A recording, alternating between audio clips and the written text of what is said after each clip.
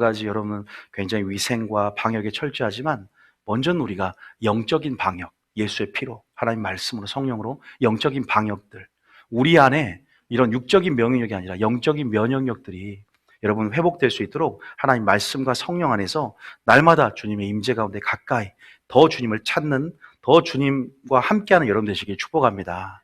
하나님께서 오늘 귀한 또 이렇게 우리 시간을 주셨고 생명을 주셔서 오늘 하나님을 찬양하고 예배하게 하심에 참 감사드리고요. 우리가 그런 부분 안에서 지금 죄에 대해서 오늘 계속 하나님께서 말씀을 주세요.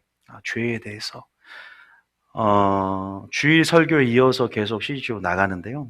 지금 알다시피 어떻게 회개해야 되는가에 대해서, 회개를 하려면 어떻게 해야 됩니까? 죄를 인식을 해야 됩니다.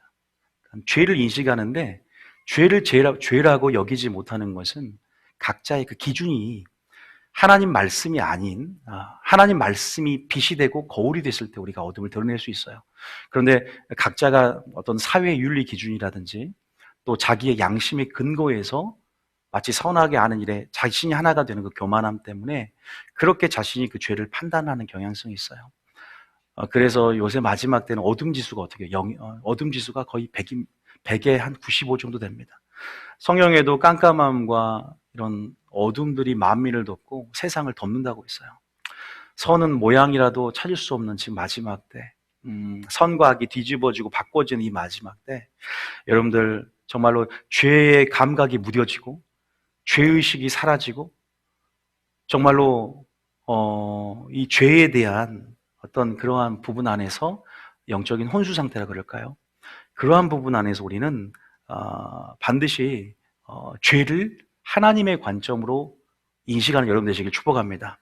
제대로 된 기준을 주는 말씀이 여러분에게 세워져서 그 말씀 가운데 죄를 또 무엇이 하나님이 싫어하는 것인지를 들춰보고 또 여러분 드러내서 파쇄하고 회개하시길 축복합니다. 그래서 7교회 시리즈를 한 이유가 뭐였냐면 7교회를 자세히 보면 하나님이 칭찬하는 장면이 나오고 또 책망하는 장면이 나오고 또 권면하는 장면이 나요. 우리는 칭찬 드는 것만 생각해서 야 나는 이제 이 믿음이면 이 정도면 총 들어갈 수 있을 거라 생각하잖아. 그런데 라오디게아 교회가 나는 부자라 그러잖아. 그런데 주님이 너는 뭐예요? 영적인 실상을 하나님의 빛 가운데 노출시켜 보니까 거의 빈사 상태야. 숨이 깔딱깔딱 죽어가는 교회야. 사도교회는 죽은 교회라 그랬어요.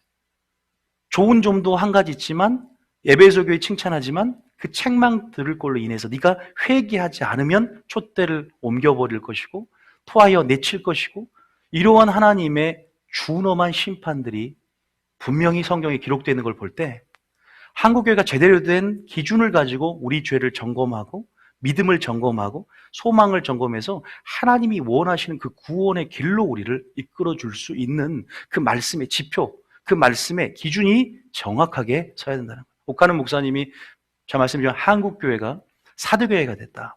한국교회 그 기준을 낮추지 말아라.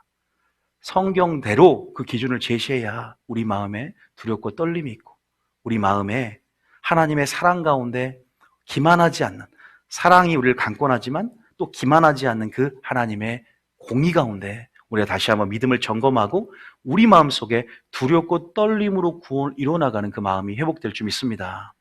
죄는 심각하게 바라봐야 됩니다. 죄는 타협해서는 안 됩니다. 죄는 작은 죄, 가벼운 죄라도 우리가 지옥에 갈 수 있다는 우리 안에 이런 영적인 의식들이 우리 안에 들어가 있어야 된다. 제가 말씀드렸어요. 어떠한 상태에 따라서 어떤 사람은 작은 죄를 지었는데 작은 죄를 짓고 천국에 들어갑니다. 보혈을 덮고 있기 때문에. 그런데 어떤 사람의 상태는 작은 죄를 지으면 그 작은 죄 하나도 지옥 가기 충분하다. 이것이 어떠한 말인지를 이해를 하셔야 돼요. 여러분들이 그런 부분 안에서 죄를 이제는 하나님의 관점으로 볼 수 있는 여러분 되시기를 축복합니다. 염려되는 것이 뭐였냐면 제가 주일도 설계했지만 율법적인 경향성을 갖고 죄의 무게와 크기를 내가 나누려는 시도들이 많잖아요. 이것은 적은 죄니까, 이것은 큰 죄니까. 그러나 우리가 조그만한 죄 하나도 하나님의 성품을 훼손한다.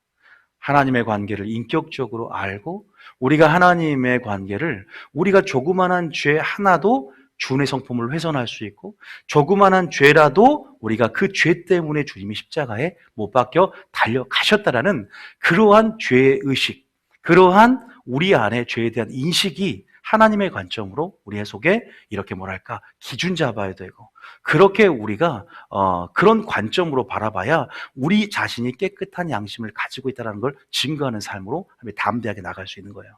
여러분들 그래서 우리 안에 율법적인 경향성이 아니라 하나님의 말씀이 곧 하나님이고 하나님의 주신 십계명 말씀이 곧 하나님의 거룩한 성품이다. 주님은 나와의 인격적인 관계 속에서 내가 주님을 사랑하기 때문에 주님이 원하는 걸 하고 주님이 인격적인 관계 속에 사랑하기 때문에 주님이 싫어하는 것을 하지 않는 여러분이 되신다면 하나님이 인격적으로 기뻐하게 될 줄 믿으시기 축복합니다. 주를 기쁘시게 할까 무엇인가를 시험하라 그랬어요. 인격적으로 주님의 자랑거리가 되시기 축복합니다. 주님의 기쁨이 되시기 축복합니다. 하나님께서 그러한 마음으로 죄를 볼 때 여러분들이 그 죄가 이제는 여러분들이 단순히 가늠하지 않아도 야, 음욕을 품은 것도 가늠죄라고 똑같다고 여길 수 있는 그런 양심의 상태. 여러분이 사람을 찔러 죽이거나 이렇게 살인하지 않아도 사람을 미워 있는데 그것이 살인죄라고 여길 만한 양심의 정도. 그렇게 되면 여러분들은 담대함으로 천국 들어가게 될 줄 믿으시기 축복합니다. 하나님이 그렇게 미워하는 그 죄를 하나님이 그렇게 싫어하고 혐오하는 그 죄를 여러분도 동일하게 싫어하고 혐오할 수 있어야 우리의 신앙은 성숙된다는 사실을 믿으시기를 축복합니다. 우리가 말씀한 구절 한번 야고보서 2장 11절 이 말씀 한번 우리가 한번 읽어보겠습니다. 야고보서 2장 11절에 뭐라고 하냐? 자, 야고보서 2장 11절에 성경에 이런 말씀이 있어요. 한번 같이 한번 읽어보겠습니다. 자, 시작. 간음하지 말라 하시니가 또한 살인하지 말라 하셨은즉 내가 비록 간음하지 아니하여도 살인하면 율법을 범한 자가 되느니라. 그렇죠. 간음하지 말라 하시니가 살인하지 말라 하셨다. 간음하지 아니하였어도 살인하면 율법을 범한 자가 된다라고 주님이 말씀을 하셨어요. 제가 말씀을 방금 드렸죠. 또 한 구절 더 볼까요? 우리가까지 보고 에스겔서 18장입니다. 읽어볼게요. 시작. 주 여호와의 말씀이니라. 내가 어찌 악인이 죽는 것을 조금인들 기뻐하랴. 그가 돌이켜 그 길에서 떠나 사는 것을 어찌 기뻐하지 아니하겠느냐. 악인이 죽는 것을 조금인들 기뻐하랴. 죄를 짓는 사람이죠. 악인이라는 것은. 여러분 죄가 영어가 아니라 죄가 원어로 하말티아라고 해요. 하말티아. 무슨 말이에요? 하말티아라는 뜻은 관역에서 벗어나다는 뜻입니다. 죄라는 것은 정중앙으로 궁수가 활을 쏘고 이렇게 정확한 관역 정중앙에 꽂혀야 되는데 벗어났다는 거죠. 그 벗어난 상태, 벗어난 영역이 불법의 영역이에요. 그러니까 죄는 곧 뭐다? 요한일서 3장에 보면 불법이다라는 표현을 씁니다. 이 불법은 마귀가 틈타기 쉽고 마귀가 합법적으로 권세를 행할 수 있는 영역입니다. 그 불법의 영역을 우리가 회개할 때 보혈로 덮어주시고 또 우리가 그 자리에서 이동하기를 원하세요. 일어나 자리를 들고 걸으라 그러죠. 우리가 그 자리를 걸어서 하나님의 옳은 대로 돌아가기를 원하는데 그것은 불법의 반대인 하나님의 뜻이 될 것이죠. 불법의 반대는 상당히 많습니다. 불법의 반대는 진리이기도 하고요. 또 불법의 반대는 사랑이기도 합니다. 또 불법은 하나님의 뜻이기도 합니다. 많은 사람을 옳은 대로 돌이키는 자는 하나님께서 칭찬을 마지막 때 한다고 하시고 하늘의 별과 같이 빛나고 영원토록 비추게 될 것이다. 그런 빛과 소금의 역할을 다시 감당하며 하나님의 성품을 드러내며 하나님을 드러낼 수 있는 그러한 자리. 그 불법에 있는 사람들 하나님 마음은 너희가 불법이 있기 때문에 내가 너를 미워하고 내가 너를 싫어하는 것이 아니라 하나님 불법 그 자체를 싫어하는 줄 믿으시길 바랍니다. 우리가 천국 못 들어간다면 죄로 인해서 못 들어가는 거죠. 죄로 말미암아 죄의 사망이 되고 죄로 인한 심판 위에서 우리가 못 들어간다는 거예요. 우리는 그 죄를 버리고 죄를 끊고 우리는 죄에서 돌이키면서 선을 우리는 취하고 또 우리가 그 사랑을 입어서 은혜로 우리는 다시 한번 구원을 얻을 수 있는데 이건 주님의 본심입니다. 많은 구약 성경에 선지자를 보내지 않습니까? 선지자를 보는 하나님, 우리가 구약은 하나님, 신약은 틀리게 생각을 하는데, 구약의 하나님께서 선지자를 보낸 이유는 심판이 아니라 무엇 때문이다? 본심은 용서하고 두 팔을 벌리고 기다리신 아버지처럼 내가 너를 사랑하기에 네가 열심을 해라, 회개하라, 일곱 교회처럼 회개하라, 돌이키면 이기는 자가 되고 유업을 줄 것이고, 네가 돌이키면 내가 가락지와 좋은 새 신발과 좋은 옷을 내어서 살찐 소를 잡아다가 내가 풍족히 먹이는 것처럼 다시 한번 하나님은 회복시키시며 우리를 기다리시며 다시 한번 우리 아버지가 되심을 드러내실 준비를 하고 계신다는 거예요. 다시 말해, 죄는 미워야 돼. 뭘 미워하면 안 된다? 사람을 미워하면 안 된다. 이 본심을 여러분 알아야만이 우리가 하나님 마음을 알고 죄에 대해서 우리가 다시 한번 하나님의 관점으로 볼 수 있고 그 사랑 안에 죄를 안 지을 수 있거든요.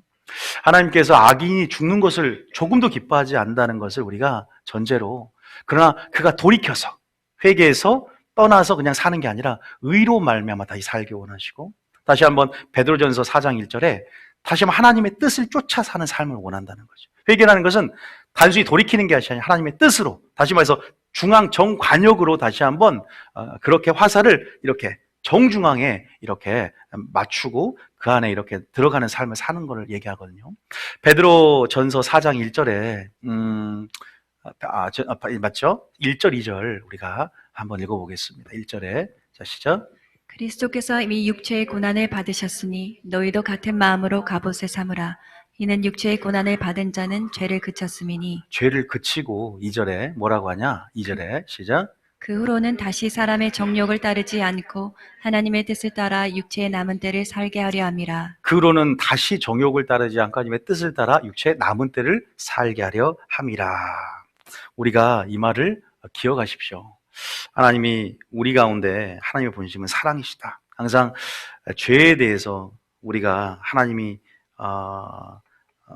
내가 죄인이기 때문에, 그러나 하나님은 이 죄인들을 구원하러 오셨고 하늘 영광을 볼 이 땅에 오셔서 십자가로 죄의 문제를 해결하시고 친히 죄의 그 굴레에 갇혀서 죄로 인해서 저주를 받으시면서 우리를 위해서 어떤 그 속량이죠. 우리를 위해서 피 흘리심을 통해서 우리를 구원하신 분이시고요. 또 우리가 그 죄에 대한 부분 안에서 사랑 가운데 지금도 죄의 종로로 하고 지금도 죄의 소욕을 쫓고 육체의 소욕을 쫓아 여전히 살고 있는 이런 실존적인 우리 연약성 가운데서도 여전히 은총의 수단을 주셔서 회개하면 언제든지 용서할 준비가 되시는 그런 하나님의 사랑을 깨닫기를 축복합니다. 제가 오늘 왜냐하면 뒤에는 좀 어마무시한 소리를 할 거예요. 죄에 대한 하나님의 형벌과 심판에 대해서 할 거기 때문에, 그러나 그 전 하나님의 사랑이 어떠한지를, 십자가가 우리에게 무엇을 요구하는지, 하나님은 지금도 여전히 여기서 가장 큰 죄, 가장 하나님 보시기에 지금 가장 무겁고 가장 심각한 죄를 저진 사람들 또한 오늘 자유하고 오늘 하나님의 그 사랑을 신뢰함으로 회개하길 원한다. 하나님의 그 사랑을 듣기를 축복합니다. 그 음성을 듣기를 축복합니다. 두 팔을 벌려 여전히 기다리고 계시고 여전히 하나님 본심은 모든 사람들이 진리를 알고 회개하기를 원한다는 사실을 믿으시길 축복합니다. 그 죄로 인해서 하는 것이 아니라 그 의로 말미암아 다시 한번 살기 원하신다라는 거죠. 그런데 우리가 하나님의 어떠한 성품을 왜곡되게 알아서 기다리시고 오래 참는 걸 기만하는 사람들이 있어요. 그런 사람들은 여러분들이 굉장히 나중에 큰일 납니다. 저도 제가 뭐 주일날 말한 적도 있지만 성전 건축을 방해했던 사람들, 제가 저희 아버지 목회자였기 때문에 또 교회 어릴 때부터의 그런 생리들을 잘 봐오면서 또 여러 가지 교회 안에 안 좋게 떠나신 분도 있었고 어릴 때부터 제가 보면서 또 교회 안에 소요와 분쟁과 이렇게 굉장히 좀 당을 지어서 나가신 분도 있었어요. 어린 마음이나 여러 가지 얘기를 하다 보면 많이 믿음이 없었기 때문에 그 사람이 잘 안 돼야 하나님의 영광이 드러나지 않겠냐 이 생각한 적이 있었습니다. 굉장히 밉죠. 밉고 잘 안 돼야 된다. 그런 사람들은 성경에 나온 대로 구약 그대로 심판을 해야 하나님의 공의에 맞다라고 생각을 했었습니다. 참 순수했고 어렸죠. 순수한 건가요? 근데 너무 잘 되는 거예요. 그 사람이 너무 잘 되는 거예요. 아니, 교회를 그렇게 심각하게 피해를 끼치고 나간 사람도 있었단 말이에요. 이단에 빠진 사람도 있었고, 그걸 봐왔기 때문에 어릴 때부터. 근데 소식을 들으면 굉장히 잘 돼. 사업도 잘 되고, 사촌이 땅을 사면 어디가 아픕니까? 배가 아픕니다. 이게 너무 잘 되는 거예요. 아, 주님, 주님, 잘 안 돼야 되는데. 세 가지 경우가 있습니다. 첫 번째는 그 사람이 잘 안 되는 경우가 있고요. 두 번째는 아나니아 삽비라처럼 바로 하나님이 직결 심판하는 경우가 있고요. 세 번째는 정말 그러니까 그냥 그대로 유지하는 삶, 뭐 아무렇지 않은 삶. 어쨌든 잘 되거나 잘못되거나. 여러분, 하나님 없이 그러니까 그 사람의 상태에 따르면 하나님 없이 잘 되는 것은 그건 죄예요. 그러니까 악인의 형통 곧 죄니라 그랬어요. 그러니까 그 사람이 회개하지 않고 잠언이 나옵니다. 악인의 형통은 죄라 그랬어요. 하나님이 함께하면 형통한 줄 믿으시기 바랍니다. 우리가 하나님이 없는데 뭔가 잘 돼요. 기도도 안 하고 하나님을 굉장히 진리에 무관심하면서도 뭔가 잘 된다. 이것은 굉장히 생각해 볼 문제예요. 그리고 하나님은 잘 되게 하는 것도 또 칭찬을 연단하고 또 기다려주심 가운데 결국은 그 사람의 죄를 미워하지만 영원히 끝까지 기다리시는 하나님과 또 그 사람의 관점 안에서 여전히 동일한 기회를 주시고 우리 가운데 우리 자신의 들보를 봐야 될 거 아닙니까? 그 사람도 하나님이 기다려주시고 심판대까지 참아주시는 그 사랑 우리는 배우게끔 하시더라고요, 저에게요. 그래서 그런 부분 안에서 그래, 심판 함께 달려있구나. 원수는 하나님이 갚으시고 나는 그 사람을 위해서 기도해 주는 것이 오히려 누구를 위해 잘 되는 것이다? 나를 위해서 더 복을 받는 것이고 또 그것이 바로 내가 하나님의 말씀의 준행자로서 입법자가 아닌 준행자로서의 위치를 지키는 것이라는 거죠. 우리가 하나님의 섭리와 하나님의 뜻을 어떻게 하나님의 높은 그 생각을 어떻게 우리가 어리석은 우리의 생각으로 깨달을 수 있겠습니까?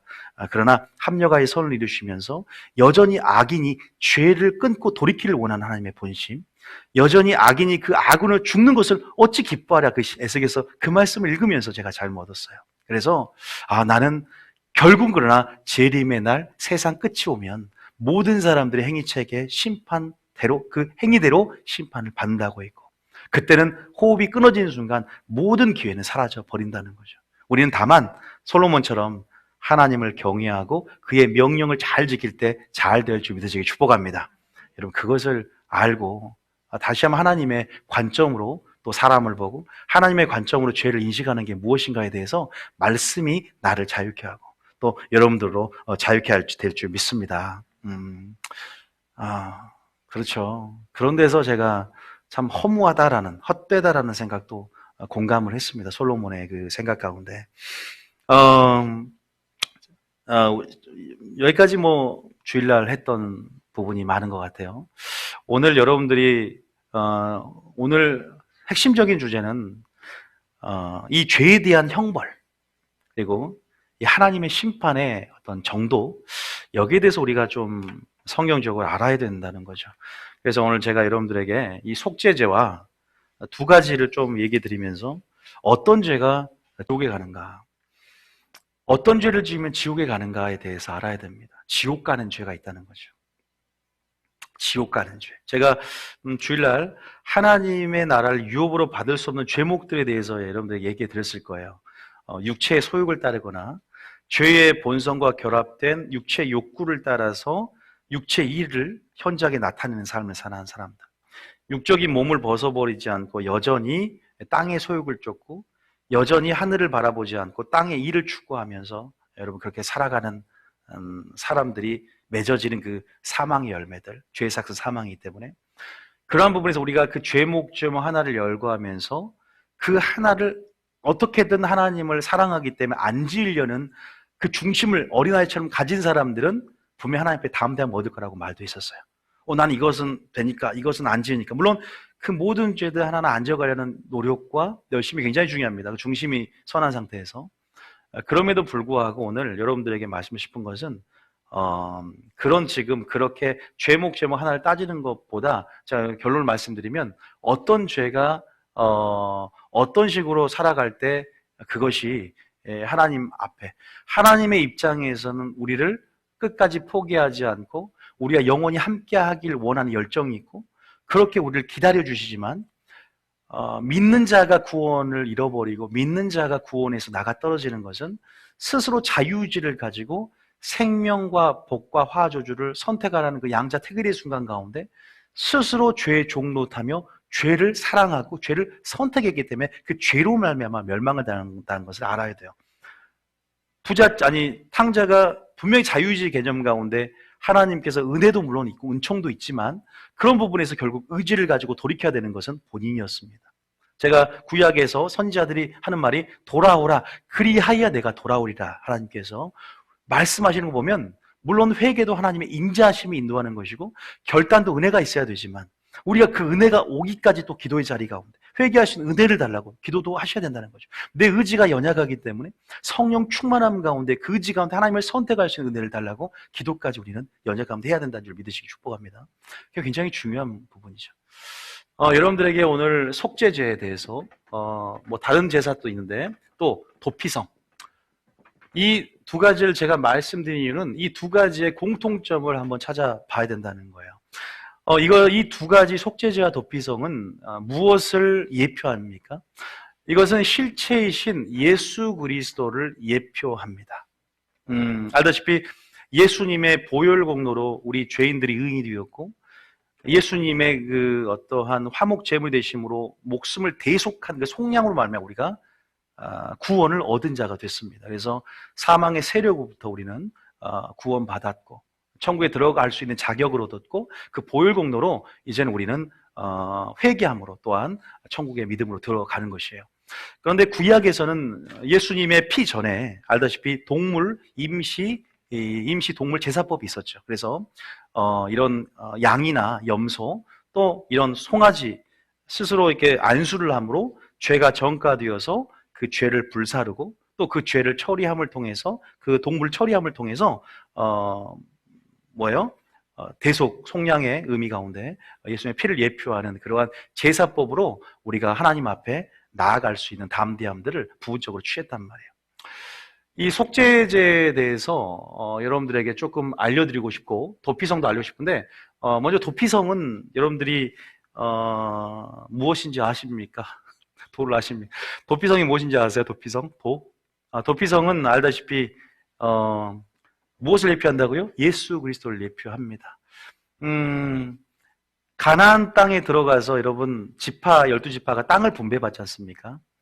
땅을 분배받는데 레위인들 있죠. 레위인들은 누구냐면 오늘날 그 당시에는 하나님과 백성들을 연결해주고 뭐 제반이나 제2 업무들 담당하는 제사들 담당하는 또 백성들이 하나님 앞에 나아갈 수 있는 그 중간에 그 브리지 역할을 감당할 수 있는 그런 어떤 그 당시에 뭐 목회자들에게였겠죠. 오늘날 목회자들 얘기하겠죠. 알다시피 이러한 레위인들은 기업이 없어요. 그래서 여러분들 알다시피 사렙이나 11조 이런 헌금을 통해서도 또 목회자들은 또 이게 생활비를 공급받고 또 생활들을 하면서 연명해 가는 거. 또 복음을 전한 자는 복음으로 말미암아 산단 말이 그 말이거든요. 당시 레위 지파도 땅을 분배받을 수 없기 때문에 이렇게 각각 지파마다 레위인들이 들어가서 이렇게 그들을 위해서 초소가 마련되어지고 이렇게 48개 성읍으로 레위인들이 들어가 삽니다. 그래서 제사 업무들을 감당하고 하나님 앞에 인도해 줄 수 있는 그 역할들을 감당을 했어요. 근데 이제 도피성은 그 레위인들이 구하는 48개 성읍 가운데서 6개를 선택을 해서 이제 그 6개, 요단강이 있으면 3개씩 동쪽에 서쪽에 3개씩 그렇게 6개를 이렇게 도피성을 마련해요. 그게 뭐냐면 이 사람을 죽이는데 우리가 그러잖아요. 사람을 죽였어요. 살인 저질렀어요. 거기만 들어가면 살아요. 도피성. 근데 도피성 하나님께서 마련해 둔 하나님의 사랑인데요.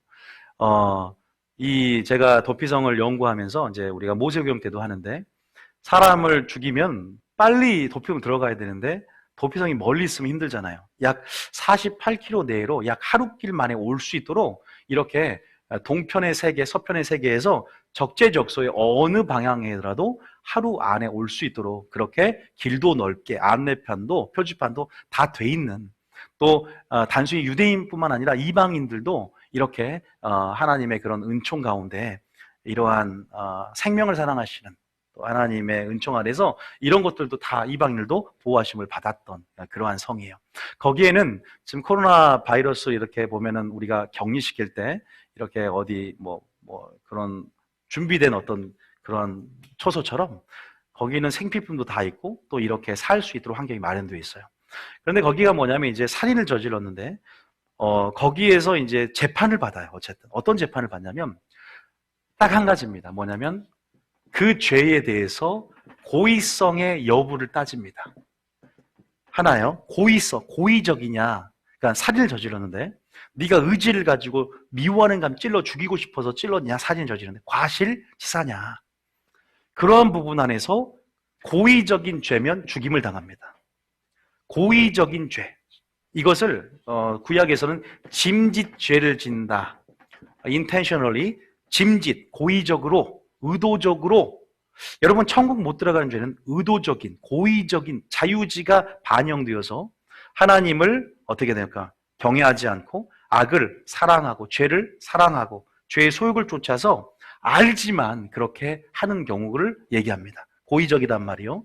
그래서 그런 부분 안에서 도피성에 들어가더라도 이러한 재판 결과 고의성 여부를 판단받는 그러한 부분 안에서 하나님께서 생명을 사랑해서 마련해 두신 그러한 사랑, 우리가 들어가면 산다는 것은 예수님의 보혈 공로 안에 들어가면 우리가 불법의 영역이라도 보혈의 장막이 덮으면 우리가 거기가 안전지대가 되고 그 보혈 안에 있으면 그것이 우리의 면역력이 되고 보혈 안에 있으면 그것이 우리의 피난처가 되듯이 보혈 안으로 피신하는데 우리 그런 부분 안에서 예수님이 이루신 업적이고 영적인 결과며 또 예수님 자신이기 때문에 그러나 그럼에도 불구하고 우리 안에 고의적인 어떠한 악을 품는 죄를 품는 그러한 고의성이 우리 안에 있느냐를 분명히 우리가 따져봐야 돼요. 이런 예표와 모형과 그림자 구약을 통해서 실제 예수님을 드러나는 그 구약을 통해서 실체를 더 명확하게 이해할 수 있거든요.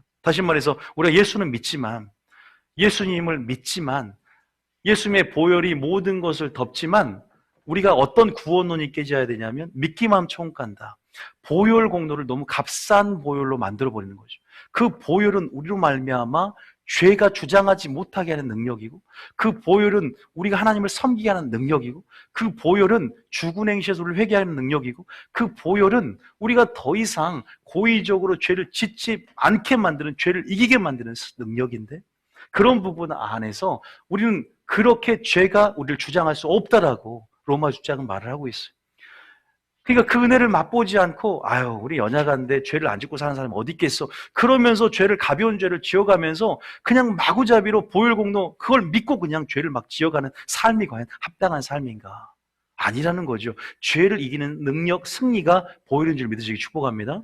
그런 부분 안에서 도피성도 제가 하나를 말씀, 고의성 여부를 판단한다고 말씀드렸어요. 제가 그래서 그 6개 성읍 가운데 나중에 따로도 자세히 배우기로 하고요. 또 하나를 말하면 속죄제입니다. 공통점이 뭔지 잘 봐보세요. 속죄제는 뭐냐? 여러분들 알다시피 제가 여기다가 미리 좀 적어놨습니다. 속죄제는 범죄자가 4등급이 있습니다. 여러분 한우도 4등급이 있듯이 범죄자가 4등급이 있는데 여러분들 방금 우리가 아까 읽어오라는 레위기 4장에 나와 있어요. 그러니까 5대 제사법이라고 있어요. 주님 오시기 전에 5대 제사법, 번제, 소제, 화목제, 속죄제, 속건제라고 있습니다. 이 5개 이 제사법이 있습니다. 이 5개 제사 중에 의무제다. 나머지는 여러분들이 자원제 개념이 굉장히 큰데요. 반드시 의무로 묶었습니다. 그 말은 우리는 예수를 믿어도 죄를 짓고 살 수 있는 연약한 존재이기 때문에 반드시 속죄제를 지어야 된다. 속죄제를 반드시 드려야 된다는 거겠죠. 그 죄에 대해서 죄를 용서받고 그 죄를 처리를 해주는 거죠. 속죄제를 통해서. 이 속죄제는 다시 말해서 예수님의 십자가의 사역을 예표하고 예수님의 사역을 이렇게 드러내주는 그러한 제물이죠. 이 의무제인 이 속죄제는 여러분들이 본문을 하다 잠깐 읽어보겠지만 4등급이 나옵니다. 첫 번째는 바로 제사장입니다. 제사장이면 오늘날 말하면 목회자라든가 또 누가 있어요? 또 여러분들 영적 지도자라든지 이러한 사람들이 죄를 지었을 경우 어떻게 죄를 처리할 것인가? 우리가 알아요. 구약이 왜 있겠어요? 여러분들 이런 등급은 지위, 레벨. 저는 여기다가 이렇게 말했습니다. 지위, 따라하면 지위, 따라하지 마세요. 자, 직분, 아직도 적응이 안 돼요. 따라할 사람이 없었는데. 신분에 따라서 틀려요. 근데 이제 그 신분은 어쨌든 제사장이 있고, 두 번째는 누가 있냐면, 온 회중이 나와요. 그러니까 4분류로 나눠놨어요. 세 번째는 족장. 자, 이건 이스라엘 전체를 얘기하고요. 자, 잘 봐보세요. 족장은 예를 들어서 우리 교회 리더. 하나님께서 리더를 세우잖아요. 뭐 리더들. 뭐 하나님, 근데요, 교회에서 세운 족장, 교회에서 세운 리더가 있고, 교회에서 세웠지만, 목사를 세웠지만, 하나님이 기름 부은 목사, 기름 부은 리더가 진짜 리더입니다. 이거 기억하셔야 돼요.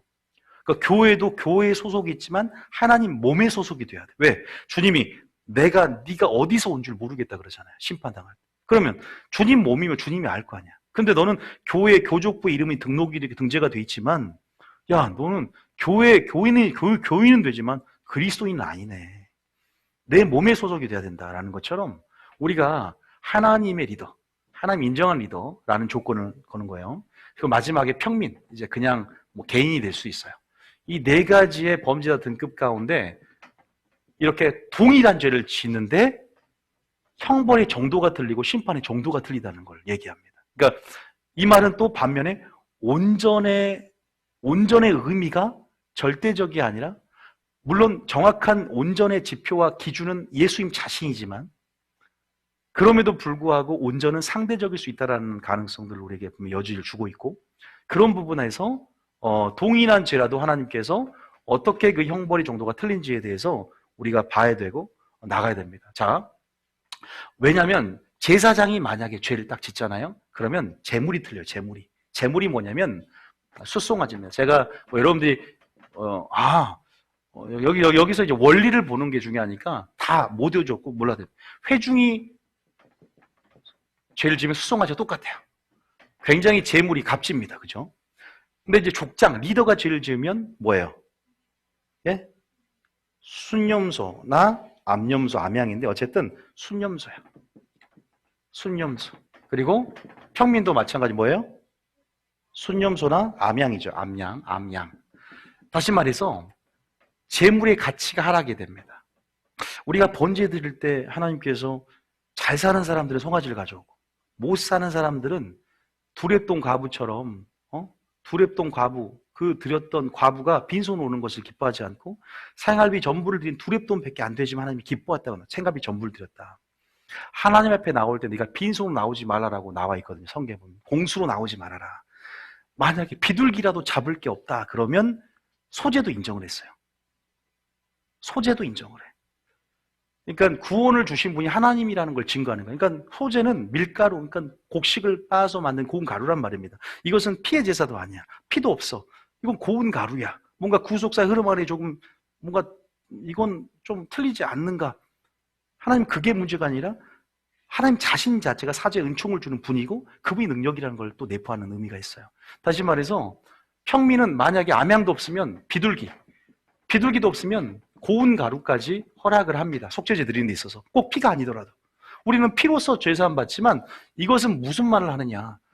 어쨌든 하나님이 주시는 사죄의 은총은 하나님 자신에게 있고 하나님께서 구원을 주신 분이라는 걸 우리가 분명히 밝힌 요소가 있어요. 사랑이 많고 사유가 많은 어떤 그런 세심함과 세밀함들이 구약 가운데 잘 녹아들어있어요. 그분이 정말 사랑이라는 것들은 구약을 통해서 우리는 심판만 들었잖아요. 야, 죄를 지니까 막 형벌 주고 심판 주고 그것만 보지 마시고 얼마나 하나님 배려가 많으신지. 그러니까 굉장히 여자들이 혹 반할 만한 그런 이성을 다니다면 세심하고 자상하고 배려가 많고 저처럼 그렇게 예수님이 그렇게 우리를 위해서 배려하신 부분이 있어요. 제가 뭘 말씀드리자면 이것을 여러분 전제를 오늘 알려는 거예요. 신분에 따라서 책임의 정도가 틀립니다. 제사장이 죄를 지면요 수송아지를 잡아요. 본인이 잡아요. 본인이. 그러니까 목사도 뭐예요? 죄의 문제를 해결해야 돼요. 지도자들이 죄를 지지 않도록 또 여러분들이 기도 많이 해주셔야 됩니다. 왜냐하면 왜 이렇게 책임의 정도가 크냐면, 그리고 얘들은 피를 뿌리잖아요. 이 송아지를 잡고 피를 뿌리는데 먼저 휘장에 7번 뿌리고 또 향단 뿔에 피를 바르고 또 제단에다가 피를 쏟아 붓습니다. 피를 바르고 뿌리고 이런 표현을 써가면서 예수의 피를 뿌리고 덮고 바르노라 그러죠. 그런 다양한 어떠한 그 어떤 보혈의 어떤 그런 능동적인 행위를 통해서 사죄함을 받아요. 어디까지 가면 그 근무지까지 갑니다. 다시 말해서 근무지 무슨 말이냐면 제사장이 성소 사업을 하고 아무나 못 들어가잖아요. 또 휘장을 들고 대제장만 들어가는 지성소가 있고 알다시피 지성소, 성소, 번제단이 있지 않습니까? 그런 부분에 나아가는 정도가 이제는 더 깊숙하게 왜? 더 많이 알기 때문에, 더 많이 받았기 때문에, 더 많이 깨달았기 때문에, 더 많이 하나님 앞에 기름 부음 받았고 기름 부은 제사장이기 때문에 더 깊은 회개의 영역을 원하시고 더 보혈의 핏부림의 위치가 더 깊어집니다. 근데 그 다음부터 여러분 더 내려갈수록 더 안 깊어지겠죠. 여기는 어디까지요? 수송아지 잡은 회중은 이제는 상단 뿔까지는 안 가요. 어디냐? 제단 뿔에 바르고 제단 사면에 피를 뿌립니다. 얘들 족장, 리더와 평민은 그냥 번제단에 피를 뿌려요. 그냥 번제단, 성소까지 안 들어가도. 위치가 찍고 나온 점이 어떻게 돼요? 틀려요. 책임의 정도도 틀립니다. 책임의 정도도 틀리고 또 여러분 알다시피 그런 부분에서 바치는 제물의 값짐도 틀리고 제사 절차도 엄청 까다로워요. 제사 절차가 평면 내려올수록 제사 절차가 단순해지는 거야. 그리고 여러분들 알다시피 제사장 먼저 그렇게 자기가 소를 잡고 그런 부분 안에서 여기서 회중은 전체의 죄이기 때문에 전체의 영향력이 크다는 거예요. 그래서 수송아지, 다시 말해서 제사장과 동일한 제물을 드렸다는 것이고 족장과 평민, 조금 습념소 암양을 담당함을 통해서 그런 부분 안에서 죄의 이런 문제들을 해결을 했습니다. 신분에 따라 책임의 정도가 틀리다. 제가 무슨 말 하려고 할까요? 신약에서 제가 이걸 해드리고 알려드리고 싶은 게 있어요. 두 번째는 제사 절차가 까다롭고 제물도 값지고 피 뿌리는 위치도 틀려졌다라고 말씀을 드렸습니다. 무슨 말이냐? 여러분들이 지금 어떠한 예를 들어서 내가 오래 신앙생활을 했다. 내가 직분이 높다. 하나님이 내게 기름 부어서 나를 충성되게 여겨서 직분을 주셨고 내가 그런 부분 안에서 내가 지금 또 하나님이 세운 목사다. 내가 기름 부어서 하나님께서 어떤 일을 감당했다. 믿음의 분량도 믿음의 분수대로 믿음의 분량도 장성해. 그리고 온 하나님 말씀으로 깨닫게 해주셨어. 왜냐하면 속죄제라는 것은 어떤 죄를 속죄하냐면 부지 중에 지은 죄야. 부지 중에. 또 한 가지 뭐야? 다시 말해서 짐짓이 아니라 그릇이란 표현이 나와 있어요. 그릇, 이게 다시 무슨 말이냐면 부지 중에 나도 모를 때 하나님 말씀으로 인해서 하나님의 금령, 계명을 어길 때, 하나라도 어길 때, 다시 말해서 전체를 다 온 게 아니에요. 사소하고 아주 가벼운 죄 하나라도 생각나게 하거든. 말씀으로 너희는 이렇게 재물을 가지고 뭐예요? 속죄제를 그 동물에게 죄를 전가해서 그 동물들을 전부 다 진영 밖으로, 영문 밖으로, 성문 밖으로 다 뭐예요? 기름을 불태우고 나머지는 전부 다 그 나무 위에다가 올려놓고 불태워야 돼요. 뭘 예표해요? 예수님께서 성문 밖으로 나가셔서 영문 밖에서 스스로 저주가 되셔서 그 재 버리는 곳에서, 똥 버리는 곳에서 뭐예요? 영문 밖에서 고난을 받고 십자가 형벌을 당한 것을 예표한 것과 똑같습니다. 그러니까 우리는 우리 죄를 가지고 십자가 앞으로 가야 되는 거예요. 예수님께서 스스로 저주가 되셨고 나무 위에 달리셨다 그랬죠. 나무 위에 그 모든 정강이 머리, 발부터 해서 가죽, 이 아까운 고기까지 다 먹고 전부 다 불태웠다는 거예요. 그것이 뭐예요? 죄가 전가가 되기 때문에, 나의 죄가 전가가 되기 때문에 우리의 죄가 예수님으로 전가가 된 거죠.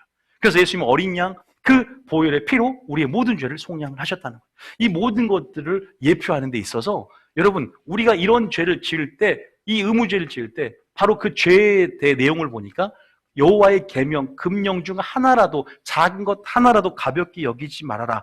만약에 그것들이 말씀 가운데 생각나거든 제사장은, 회중은, 족장은, 평민은 이렇게 드려야 된다. 속죄제를 드려야 된다. 속죄 예물을 드리고 그 죄사함을 받아야 된다는. 지금 예수님의 보혈 공로로 주님께 회개하면 주님은 미쁘고 우루사 우리 죄를 동이 서임온 것처럼 바다에 던지시고 또 진홍처럼 붉을지라도 여러분 우리를 흰눈처럼 또 양털처럼 하얗게 하신 분을 믿으시기 축복합니다. 얼마나 은혜 가운데 살고 있는가 우리가. 그런 부분 안에서 우리가 하나님께서 속죄제가 그런 죄들을 용서받는데 용서받지 못하는 죄가 있다. 무슨 죄예요? 고의적인 죄. 그건 속죄하는 제사가 없다. 자, 읽어봅니다. 자, 히브리서 10장. 자, 봐보세요. 제가 무슨 말이냐? 히브리 10장. 자, 히브리서 몇 장인가요? 몇 장이더라? 10장 26절. 자, 10장 26절. 히브리 10장 26절. 자, 읽어볼게요. 자, 시작. 우리가 진리를 아는 지식을 받은 후 짐짓 죄를 범한즉 다시 속죄하는 제사가 없고. 우리가 진리를 아는 지식을 받은 후에 짐짓이란 말은 뭐냐면 고의적으로. 아까 제가 우리가 그릇 범하되 그릇은 unintentionally. 짐짓은 뭐냐? 짐짓은 고의적으로 죄를 범한 즉 다시 속죄하는 제사가 없다. 신약에 나온 말입니다. 자, 그러면 구약에 또 보겠습니다. 민수기. 어떤 죄를 우리가 하나님 앞에 회개해야 되냐? 민수기 15장 31절. 자, 봐보세요.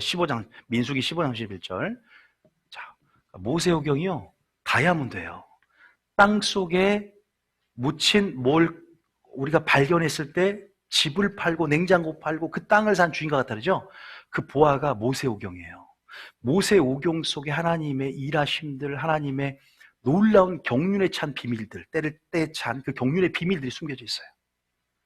여러분, 원래 실체인 예수님은 딱 나타났잖아요. 단순해 보이잖아요, 예수님 그러면. 근데 그 예수님을 예표하고 모형과 그림자가 구약에 깊게 깔려있기 때문에 더 많은 보화가 있을 거예요. 예수님을 알만한 놀라운 비밀들이 감춰 있어요. 그래서 모세오경을 하라는 거예요. 모세오경 성경의 뼈대잖아요. 그러니까 예수님도 너희가 그의 글을 모세오경도 믿지 않거든 어찌 나를 믿을 수 있냐 그러잖아요.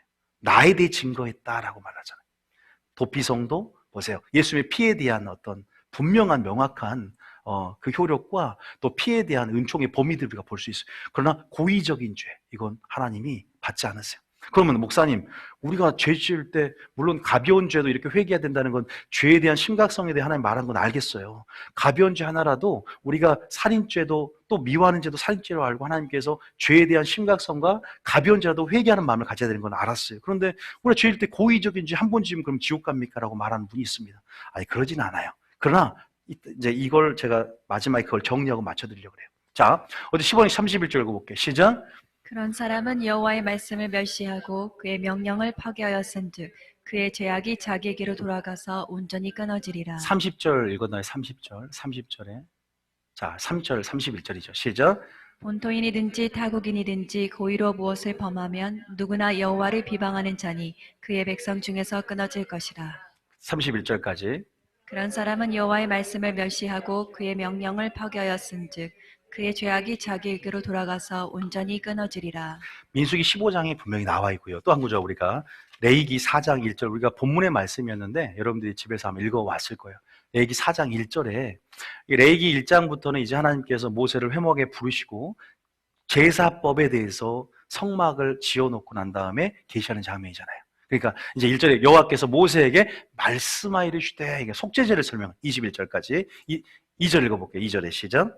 이스라엘 자손에게 말하여 이르라. 누구든지 여호와의 계명 중 하나라도 그릇 범하였으되. 그 계명 중에 하나라도, 그러니까 가볍게 여기지 말라는 거예요, 여러분. 죄에 대해서, 그러니까 예수님의 보혈 공로가 있으니까 이런 죄쯤이야라고 기만하면, 여러분 로마서 6장 읽었잖아요, 주일날. 네가 세례를 받는 의미가 죄에 죽고 의에 대해 산 자가 되고 그리스도와 함께 십자가에 못 박혀 죽었나니 이제는 나를 위해 사는 것이 아니다. 그리고 너희가 이제는 더 이상 죄가 너를 주장하지 못하고 죄의 종로로 하지 않기 위함이다. 거룩함의 열매를 맺기 위함이더라고. 십자가가 지금도 호소하고 당부하고 우리에게 말하고 있다는 거예요. 그래서 우리는 보혈 공로를 단순히 그 거듭남을 일회성, 단회성으로 치부하고 영원토록 계속 십자가로 우리가 영문 받고 나아가는 삶을 사는 것, 그리고 날마다 나는 십자가의 중로라는 삶의 방식을 이해하면서 여전히 7교회 회개하러 오신 것처럼 칭찬받은 부분도 있지만 믿음을 점검하면서 회개하며 나가야 될 줄 믿으시기 축복합니다. 그러한 삶의 방식, 회개하는 삶의 방식이 믿음으로 사는 방식이라는 거죠. 마지막 때는 더 필요하고요. 그리고 또 죄를 죄라고 여기지 못하는 이 마지막 때 기준이 있는, 말씀의 빛이 있는, 말씀의 거울이 있는 교회 다니는 건 은혜입니다. 왜냐하면 그 말씀으로 정확한 기준으로 죄를 인식하는 게 먼저니까. 믿습니까? 죄를 인식해야 회개할 거 아니에요. 하나님의 관점으로 죄를 봐야 죄가 죄라고 여겨지고 또 그렇게 죄를 회개하며 나갈 거 아닙니까? 그런 부분 하에서 2절은 여호와의 계명을 하나라도 그릇이란 것은 실수로 부지 중에 몰랐을 때 그런 거 하나님이 용서해 주세요. 그러나 말씀 가운데 깨달았으면, 다시 말해서 그러나 몰랐더라도 우리가 뭐예요? 하나님께서 깨달음을 얻기 위해서 나와야 돼. 왜? 여호와는 지식이 없어 그 백성이 망한다 그랬어요. 영적 착각, 영적인 혼수 상태가 올 수가 있어요. 왜? 영적인 무지 가운데, 그러니까 사대교회 라우디게교 보면은 나는 죽은 교회인데 빈사 상태인데 자기들은 다 착각에 빠져 있는 거예요. 라우디게 교회야. 나는 부자라. 주님 보시기에 가난하고 벌거벗은 소경인데 미지근한 자 토하니 내 칠 것이라고 하는데 여전히 부자 교회야. 대리석으로 반질반질하니 교회도 천장도 높고 우리 어쨌든 외형적으로만 정말로 남들 보기에는 인정받았지만 하나님 보시기엔 사망의 길이고 또 사망의 교회고 음료의 교회고 하나님이 인정받는 하나님의 기준대로 우리가 합당한 삶을 살아가는 우리가 되어야 될 줄 믿으시기 축복합니다. 그래서 여러분 기억을 해야 된다. 그래서 제가 말씀드리고 싶은 것은 어쨌든 속죄제도 도피성도 어떤 죄는 용납할 수 없었냐? 어떠한 부분들을 판단 여부를 두냐? 고의성 여부예요. 그러니까 고의적인 죄, 의도적으로. 그러니까 우리의 자유의지라는 개념이 굉장히 중요해요. 자유의지. 고의적이라는 말, 지옥 가는 죄는 세 가지. 첫 번째는 고의적이고요. 두 번째는 습관적이고 반복적인 죄입니다. 습관적이고 반복적인 죄예요. 습관적이고 반복적인 죄다. 이 두 가지를 잘 명시하면 됩니다. 그러나 물론 우리가 죄를 질 때 습관적으로 지금도 지을 수 있는 게 있고요. 저도 마찬가지예요. 고의적, 의도적으로 우리가 에라 모르겠다고 짓는 죄도 굉장히 많습니다. 그렇다고 우리가 그 죄를 지었을 때 성령 해방죄도 마찬가지예요. 모를 때 성령 해방을 하고 나간 거고요. 알지만 또 어떤 부분 그 맥락에 따라 틀리지만 그런 부분 안에서 잘못된 어떤 오류된 어떤 교리를 가지고 성령을 회반하고 성령 운동한 사람을 회방하고 판단하고 죽이는 삶을 살면 그건 사하심을 받을 수 없다라고 분명히 말씀하고 있어요. 성령 해방죄는 사하심을 받을 수 없는 성령을 못하면 굉장히 심각한 죄입니다. 함부로 이단 정지하고 판단하는 것 굉장히 그 교만 가운데 하나님이 심판받을 수 있는 부분이에요. 그런 부분 안에서 여러분들이 분명히 알아야 되는데 제가 이제 성경을 통해서 한번 신약 성경을 통해서 한번 말씀 좀 드리겠습니다. 자, 우리가 한번 찾아볼 말씀드리는데 오늘 여기까지 하고 마칠 텐데요.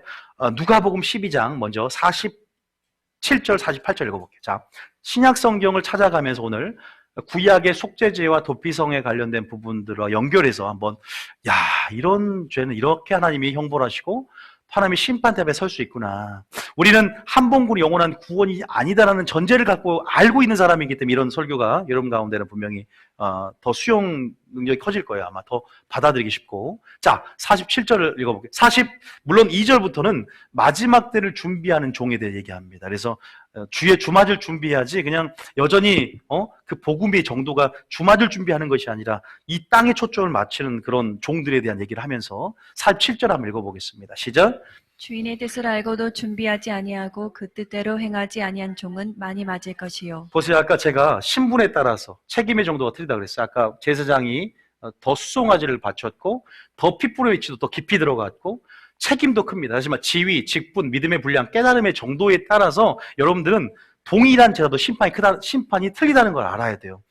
동일한 죄를 졌어요. 저는 심판이 제일 큽니다. 누가 심판이 크냐? 저는 어느 정도 크냐면 차라리 안 믿는 이방인들보다 더 큰 형벌을 받습니다.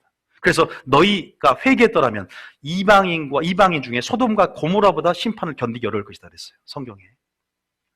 그 정도로 여러분 빚을 그만큼 받았고 깨달았는데 하나님의 은총을 경험하고 빚을 받고 은사를 경험하고 내세 능력을 맛봤단 말이에요. 그것은 알고 있다는 거거든요. 그 더러움의 정도를 알고 있다는 것이고 하나님의 은혜의 가치를 알고 있고 은혜를 경험했고 그러나 배반하는 자요. 그러니까 우리는 날마다 하나님한 지식으로 자라가서 우리 무지를 밝혀야 돼요. 이것도 반드시 자라가야 돼요. 우리는 게을러져서는 안 돼요. 게으름이 왜 죄가 되냐? 악하고 게으른 종아, 왜 악하고 게으른 종이 책망거리가 되냐? 우리는 시간을 주신 것은 믿음의 분량이 커가야 되고 때를 따라서 세월을 아끼며 믿음이 반드시 성숙돼야 됩니다. 물론 예수님 오실 때 초신자도 있겠지만 초신자는 멈추면 안 돼요. 장성한 분량도 멈추면 안 되고 끝까지 우리는 온전을 향해서 자라가야 된다는 거죠. 자, 이 말이 무슨 말이냐? 또 성경 읽으면 자연스럽게 나옵니다. 자, 48절 읽어보겠습니다. 48절 시작. 알지 못하고 맞을 일을 행한 종은 적게 맞으리라. 무릇 많이 받은 자에게는 많이 요구할 것이요 많이 맡은 자에게는 많이 달라 할 것이니라. 무릇 많이 받은 자에게는 뭐한다? 많이 요구한다. 많이 맡은 자에게는 많이 달라 할 것이다. 그리고 위에 보면은 위에 내려보세요. 살짝. 알지 못하고 맞을 일을 행한 종은 적게 맞는다. 그러나 알고도 준비하지 않는 그 뜻대로 행하지 않은 종은 많이 맞는다. 틀립니다. 자, 이걸 좀 더 증거할 수 있는 거 야고보 3장 1절 읽어볼까요? 야고보 3장 1절에 뭐라 기록되어 있냐? 그러니까 우리가 차라리 안 들었으면 자, 야고보 3장 1절입니다. 자, 시작. 내 형제들아 너희는 선생된 우리가 더 큰 심판을 받은 줄 알고 선생이 많이 되지 말라. 선생된 우리가 더 큰 심판을 받는다는 거예요. 심판의 정도가 틀리다는 거죠. 아까 우리 속죄죄를 통해서 확인해 봤습니다. 이 죄인들의 등급이 틀려요, 여러분. 그러니까 제가 얼마나 형벌이 가중하고 얼마나 이 자리가 책임의 정도가 큰 자리입니다. 정말로 그래요. 그래서 두렵고 떨림이 있어요, 솔직히 말씀드리면. 그러니까 사도 바울도 내가 내 몸을 쳐서 복종케 하면 내가 전도한 후에 버림받을까 두려움이로다 그러잖아요. 여러분들은 어느 정도입니까? 하나님이 인정하신 믿음의 분량, 믿음의 정도, 하나님 얼마나 알고 있습니까? 여러분, 더 큰 심판을 받을 줄 알고 선생이 되지 말라는 소리가 아니에요. 우리는 선생이 돼야 되는데 좀 역설적으로 얘기하는 거. 왜? 또 히브리서 5장 12절 이렇게 말하고 있어요. 때가 오르면 선생이 되라고 말하고 있어요. 여기서는요. 자, 반대로 얘기합니다. 히브리서 5장 12절. 자, 히브리서 5장 12절에 읽어보겠습니다. 시작. 때가 오래되었으므로 너희가 마땅히 선생이 되었을 터인데 너희가 다시 하나님의 말씀의 초보에 대하여 누구에게서 가르침을 받아야 할 처지이니 단단한 음식은 못 먹고 젖이나 먹어야 할 자가 되었도다. 때가 오래부로 마땅히 네가 선생이 되어야 하는데 아직도 초보에 머물러 있느냐? 그리스도의 도의 초보에 머물러 있느냐? 세상 육신적인 것을 함께 즐기는, 함께 이렇게 소욕을 쫓는 육체의 소욕과 땅에 이른 현재하니 땅의 일을 추구하는 그런 어린아 같은 심령으로 시기와 질투를 갖는 그러한 어린아 심령으로 머물러 있느냐? 자라가야 된다는 거죠. 은혜와 그러한 지식에서 자라가야 하는 거예요. 예수 그리스도의 장성한 분량으로 자라나고 끝까지 다름질하면서 표대를 향해서 전진해 나가야 된대요. 안 그러면 악하고 게으른 종이 된답니다. 왜? 가만히 있으면 미지근해지고 뒤로 침륜돼 버린대. 가만히 있으면 마귀가 가만히 있지 않거든요. 자라나고 계속적으로 자전거 바퀴를 돌릴 때 굴러가는 거지 멈추면 어느 정도는 유지하지만 넘어져 버린다는 거예요. 우린 자전거를 타는 것과 같다고 하나님 저에게 환상을 주시더라고요. 계속 굴렸을 때 우리가 평형을 유지하고 나아가듯이 우리 신앙생활에 멈춤이라는 건 없어요. 행군할 때 멈추면 안 됩니다. 항상 다름질하고 항상 뭐예요? 왜냐하면 멈추는 순간 미지근하여 토하인에 칠 것이고 멈추면 뒤로 침륜되고 뒤로 물러간 자를 하나님이 기뻐하지 않는다고 했거든요. 그러니까 영적 긴장감을 가져야 돼요. 전쟁의 부르심을 이해하면서 싸움이라는 것, 전쟁인 걸 이해하면서 끝까지 우리는 무기를 들고 달려가야 돼. 보혈의 무기, 성령의 말씀의 무기를 들고 언제든 영적으로 깨어 있어야 된다는 거죠. 깨어서 의를 행하고 깨어서 준비하고 깨어서 우리는 그렇게 발가벗지 않고 예복을 준비하며 주말 준비해야 될 줄 믿으시길 축복합니다. 여러분 지금 우리가 마지막 때를 살고 있는 사람들입니다. 저희들은요. 지금 주님이 정말 가까이 발자국 소리가 너무나 크게 들리는 정말로 진짜 이 심판의 때, 형벌의 때, 그러나 우리에게는 마라나타 상급의 때, 칭찬의 때 이제 곧 가까이 오고 있습니다. 그러나 그 전에 환난과 소요들이 있습니다. 적그리스도의 환난과 엄청난 이런 재난과 이러한 기상이변과 자연재해와 이런 엄청난 무서운 일들이 벌어지게 될 건데 이걸 이길 수 있는 기름 준비, 믿음 준비, 환난에 있을 믿음 준비 지금 우리가 이 교회에서 하나님 준비시키라고 사랑으로 공산주의를 대적해야 됩니다. 우리가 이 세계는 그리스도를 반대하는 이 영을 대적해야 됩니다. 마지막 때 모든 민족 핍박을 받는 이 마지막 때 우리는 하나님 나라를 더 세우고자 하는 열정으로 우리는 죽으면 죽으라는 충성으로 무장돼야 될 줄 믿으시기 축복합니다. 여러분들 코로나로 하나님은 절대 죽이잖아요. 할 일이 많아서 절대 안 죽어. 우리는 할 게 많아 지금. 절대 집에서 벌벌 누워있어요. 자마자 비눗방울 이렇게 하나님께서 이렇게 보호하고를 보여줬다니까. 근데 제가 우리 자매가 광고 보니까 비눗방울 딱 이렇게 크게 광고가 뜨는 거 깜짝 놀랐어. 내가 본 환상은 똑같아. 광고 비눗방울에서 테니스를 하고 면역력 광고, 비타민 광고였나? 하나님이 그렇게 여러분들을 한 사람 선교 갈 때는 아무 다 무사히 왔잖아요. 무사하게 했잖아요. 우리 선교팀. 하나님께서 어쨌든 여러분들 달려가십시오. 우리가 멈추면 어쨌든 안 됩니다. 뒤로 물러가면 안 됩니다. 가장 위험한 건 멈추는 겁니다. 뒤로 물러가는 것보다. 기만당하면 안 돼요. 우리는 정말로 부지런한 열심을 가지고 표대를 향해서 갈망, 갈급 더 원합니다. 찬양하면서. 더 내가 원하는 한 가지 찬양하면서.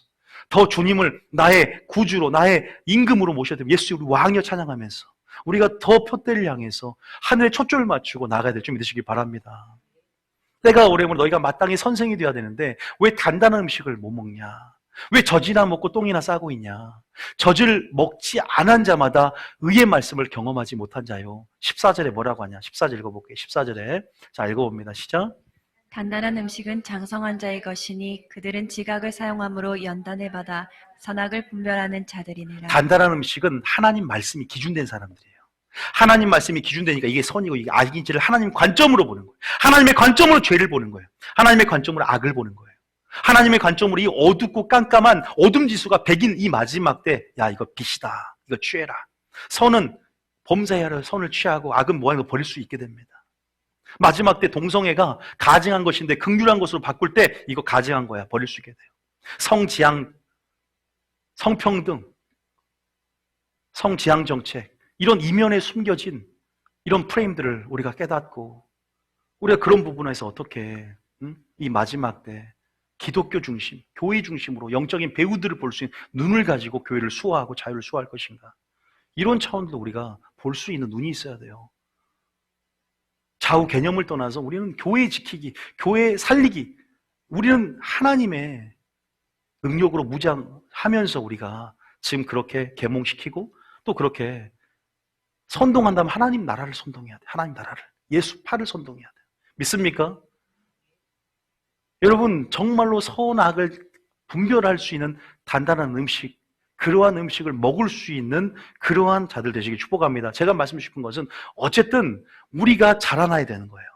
우리가 어쨌든 지금은 물론 교회에서 제사장 역할을 목회자가 담당하지만 여러분들도 제사장으로서 역할도 있단 말입니다. 가정에서 제사장 역할. 가정에서 가장 여러분들이 남편보다 믿음이 좋잖아요. 또 여러분 아내보다 믿음이 좋잖아요. 그러면 똑같은 죄를 저지르도 심판의 정도가 틀려요. 더 대가를 지불하고 더 깊은 역을 회개하게 들어가야 돼요.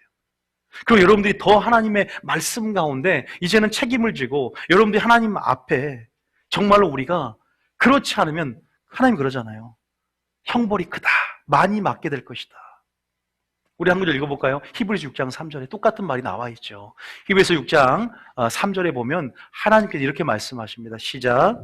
하나님께서 허락하시면 우리가 이것을 하리라. 4절에 한번 빛을 받고 하늘의 은사를 맛보고 성령에 참여한 바가 되고, 그죠? 5절에 하나님의 선한 말씀과 내세 능력을 맛보고도, 그러니까 뭔가를 맛봤어요. 능력을 맛봤단 말입니다. 아주 귀한 은혜를 체험했는데 어떻게 그 사람이 다른 사람이 돼 있어요. 그 사람이 대마처럼 사도 바울의 동역자였다가 세상을 사랑해서 대사람을 떠나버려요. 야, 이거 어떻게 돼요? 그러면 어떻게 되냐? 6절에 이걸 타락이라고 합니다. 이걸 배도라고 합니다. 이걸 배반이라고 합니다. 여러분, 나는 안 될 거야. 절대 여러분, 절대 그거 여러분 의지로 안 되는 거예요. 그러니까 의지도 있지만 굉장히 무서운 거 뭔지 아세요? 음란에 빠져들면요, 진리를 아는 지식을 회방당한대요. 호색하는 자가 진리 안에서 지식은 들어오지만 순종할 수 있는 능력이 상실될 수가 있어요. 그러니까 죄라는 소욕, 죄라는 것이 얼마나 무서운가. 그 배후에 마귀가 있고 죄의 삭은 사망입니다. 눈덩이처럼 굴러서 그 하나님 마음에 합했던 다윗도 음란죄, 밧세바 가늠하고 살인을 교사하고 그 거짓말한 죄가, 그것이 당장 회개한 게 아니라 1년 정도 굉장히 오랜 기간 동안 나중에 나단이 말해서 즉시 회개했다고는 하지만 그런 부분 안에서 마음속에 뭐예요? 눈덩이처럼 커지다 보면 회개할 수 있는 기회를 잃고 양심이 무뎌져 버릴 수 있다. 그러니까 회개는 즉시 하는 게 좋아요. 회개는 오늘 결단될 때 바로 하는 게 좋은 줄 믿으시기 축복합니다. 타락한 자들은 다시 회롭게 회개할 수가 없어요. 왜? 이미 죄를 짓는 게 문제가 아니라 죄의 종로로 하니까 문제가 돼요. 종로로. 그게 뭐냐면 고의적인 죄 가운데 습관적이고 반복적으로 죄를 종로로 단다는 것은 습관적인 죄, 다시 말해서 개가 토한 걸 도로먹고 돼지가 도롱새 굴러가는 그러한 죄의 어떠한 뭐랄까요? 그러니까 죄 중에 거하는 삶을 사는 거죠. 그러니까 죄를 지을 수 있다는 것을 우리는 인정하지만 죄 중에 거하는 삶을 사는 건 또 틀리거든요. 우리가 이 늪에서 나와야 될 줄 믿으시기 축복합니다. 늪에서 내가 나오려고 발버둥치면 더 빠져드니까 우리는 구원자 주님을 바라보면서 은혜를 구해야 됩니다. 힘을 뺄 때 우리가 주님이 주시는 막대기를 붙잡고 나올 때 더 쉽게 나오게 될 줄 믿으시기 축복합니다. 내가 육체의 속을 쫓아가는 것이 아니라, 내가 육체의 속에 집중하는 게 아니라 성령의 속을 쫓으면서 하나님을 바라봐야 돼. 은혜를 이길 수 있는 능력을 달라고 기도하면서 주님을 바라볼 때 우리는 죄의 구덩이에서 나오게 될 줄 믿으시기 축복합니다. 죄의 은혜, 죄를 이기는 승리인 은혜의 능력을 체험하고 맛보게 됩니다. 이 상태는 여러분 타락하다는 말은 엄청난 의미가 내포되어 있다. 양심도 마비가 됐고 이런 모든 능력들, 고의적이고 습관적이고 종노릇하며 무겁고 얽매인 죄 가운데 지금 이렇게 그 죄 중에 거하는 그런 자들 얘기하는 거예요. 새롭게 하여 회개할 수가 없다. 그래서 뭐예요? 아들을 십자가에 박아 드러내놓고 욕되게 합니다라고 말합니다. 한 구절만 더 보겠습니다. 베드로후서 2장. 똑같은 말이니까 베드로후서 2장에 베드로후서 2장 20절인가요? 베드로후서 2장 19절인가요? 19절에 그러니까 우리가 뭐냐면 싸워라, 전쟁해라. 마귀하고 너 자신과 세상과 싸워라, 승리해야 된다. 이겨야 된다. 이기는 자가 유업을 받는다. 19절입니다. 시작. 그들에게 자유를 준다 하여도 자신들은 멸망의 종들이니 누구든지 진 자는 이긴 자의 종이 됨이라. 영적인 전쟁이라는 거예요. 죄와 싸움에 승리해야 된다. 20절입니다. 시작. 만일 그들이 우리 주 대신 구주 예수 그리스도를 알므로 세상의 더러움을 피한 후에 다시 그 중에 얽매이고 지면 그 나중 형편이 처음보다 더 심하리니. 더러움을 피한 후엔 그 중에 얽매인다. 종로로 단다는 거예요. 죄가 나를 주장하지 못하고 은혜가 나를 주장해야 되는데 죄에 주장하는 삶, 그러니까 죄가 나를 주장하는 데 이끌려가는 거예요.